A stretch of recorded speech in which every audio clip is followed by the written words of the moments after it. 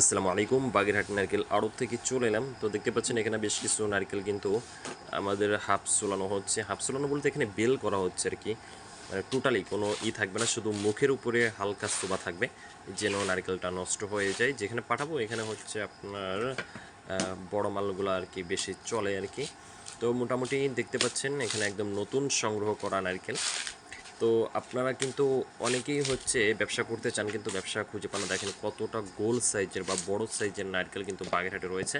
তো আপনারা যারা নতুন রয়েছেন আমাদের চ্যানেলে, অবশ্যই আমাদের চ্যানেলটি সাবস্ক্রাইব করে বেল বাটনটি অন করে দিবেন। প্রতিনিয়ত কিন্তু আমাদের ভিডিও দেওয়া হয় ব্যবসা রিলেটেড। তো আপনারা কিন্তু এই নারকেল পাইকারি কিনে আবার পাইকারিও বিক্রি করতে পারেন, অথবা আপনারা সময় নিয়ে এটা কিন্তু খুচরাও বিক্রি করতে পারেন।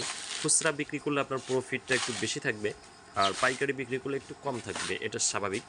তো দেখতে পাচ্ছেন চোবাগুলো দেখলে বুঝতে পারবেন কতটা স্বচ্ছ আমাদের নারকেল, অর্থাৎ এই নতুন সংগ্রহ করা। বৃষ্টির জন্য হচ্ছে কালো হয়ে গিয়েছে। আর একটা টিপস আপনাদেরকে দিয়ে রাখি।